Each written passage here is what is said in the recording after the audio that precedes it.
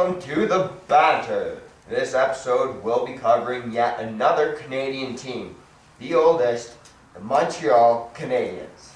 Hey, they haven't taken Canadians!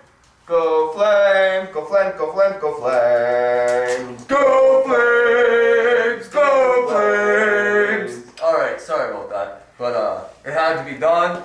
But Montreal, you know, how was that? Montreal, good old Montreal. You know, I got to go to that outdoor classic there. Oh yeah? How was that? How was that? You know, fucking Frenchmen will be Frenchmen, and apparently they take offense to being called Frenchmen, so... But yeah, speak of that French music, the language of the love, isn't that they plants? Yeah, they're pretty stuck up pricks for speaking the language of love. Maybe we should stop bashing French people. Yeah, we'll cut that. Hold on. Banter, episode 3.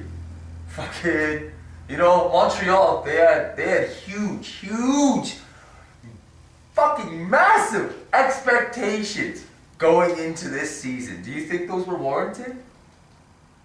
On paper, yes. They had On the likes paper? of Thomas Buchanan, Scott Gomez, Roman Hammerlich, Michael Camilleri, Andre Kostichin, Carey Price, PK Subban. Yeah, on paper, yeah, they had reasons high expectations. Realistically, no. I don't know. You look at a lot of those names that are there, man, and you know, a lot of those guys are, like we say, you're getting old over the hill, right? When you know it's time to go, it's time to go.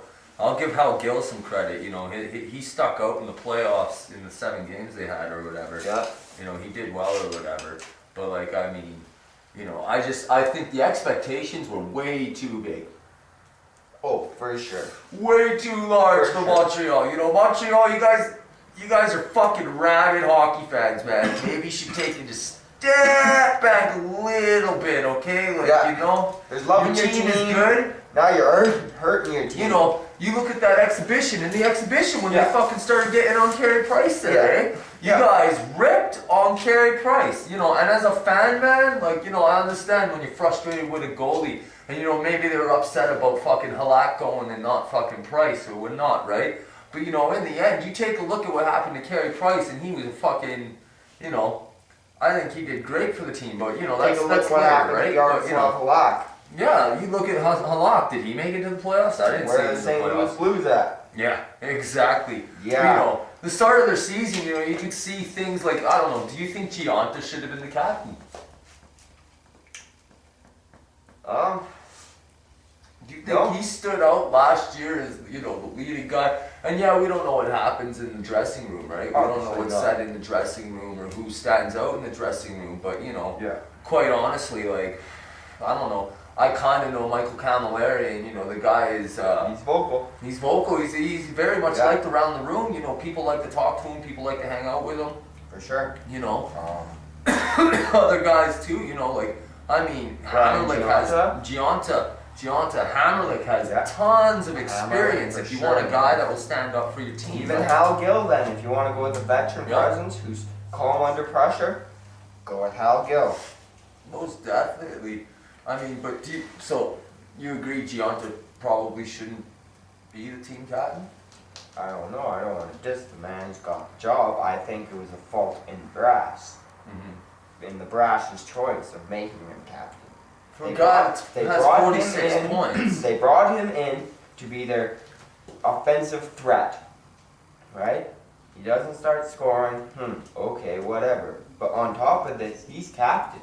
Yeah. He's a persona to keep up. There's legends. It's hard. You know, To to maintain Montreal, a team if you are not to be the producing. captain in Montreal, Yeah. that is probably one of the hardest things in professional sports. To be either the goalie or the captain in Montreal.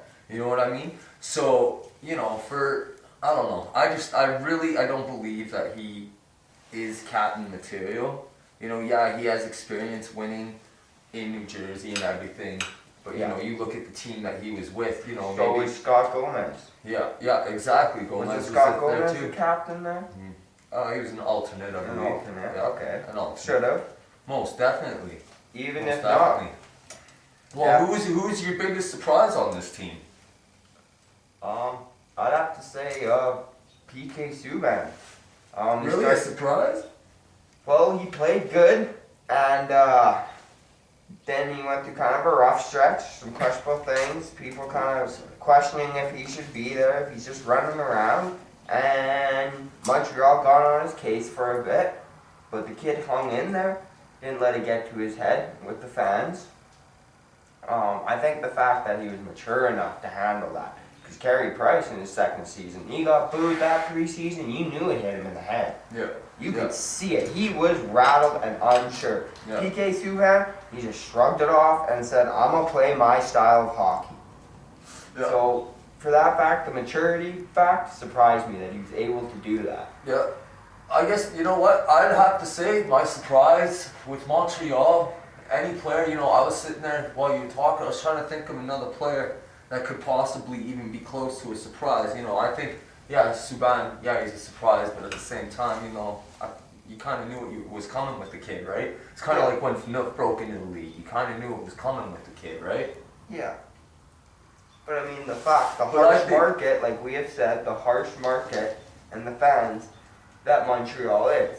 To be a Canadian, you have to be morally strong, and you have to be able to handle being belittled and under the microscope. And that's just the thing. I think if anybody, in my eyes, was a surprise in Montreal, it was Carey Price. To me, I was actually really surprised that Carey Price was able to, you know, hold this team down and fucking carry them to the 6th round. 70 7 starts. games in the first round, whatever. 70 starts, fucking 38 wins. 6th spot, you know. Yeah, like 8 shutouts. 9-2-3 goals against average is a pretty fucking impressive goals against average for any goaltender, right? That's a starting goalie in the league, right? So I mean. So here, if we look at his goals against. I was really surprised with his save percentage. His save percentage is .923. That is extremely respectable. Oh yeah. Now let's go to goals for. The goals that those boys out there, the 5 men in front of them, actually helped them out by putting a goal in. 216. Okay, maybe you won a lot of 2-1 games. Yeah. No, you look at how many goals against. 209. That is not. That's your goalie bailing you out and you guys riding your goalie. 70 starts? No wonder this guy was down here burnt out by the time the playoffs came. I think 3/4 of this fucking team was a disappointment. Oh, yeah. And you know, I think Montreal fans would agree with us that, you know, their team was kind of a disappointment this year. Oh, for sure. You know, they're supposed to come out and do better, you know. So I mean, Camilleri fucking, you know, I was really disappointed with Cam's fucking production this year. 19 goals is. He had some injury issues for a bit. Injury issues, 47 points and everything, but you know, like I don't know. I think Camilleri, if they would have named Camilleri the captain, I really do believe he might have taken on that role and really exploded. Yeah. You know what I mean? Yeah. Like just exploded as a captain of the Montreal Canadiens, right? But whatever, they haven't done it. Maybe you guys should do it. Maybe you won't. Who knows? But you know, I think there was 3/4 of your fucking team was a disappointment this year, and you know, you got to address that issue. Yeah. You know, with your plus minus, Yaroslav Spacek, a +9. No one had double digit plus. That's unacceptable. You can't be doing that. Oh no, you're not gonna fucking. You're not going to go anywhere. You're not going to go far. If you have players who are +9, yeah, okay, so you score a lot of goals. It ain't going to do a whole lot of good if you're letting them score just as many goals as you are.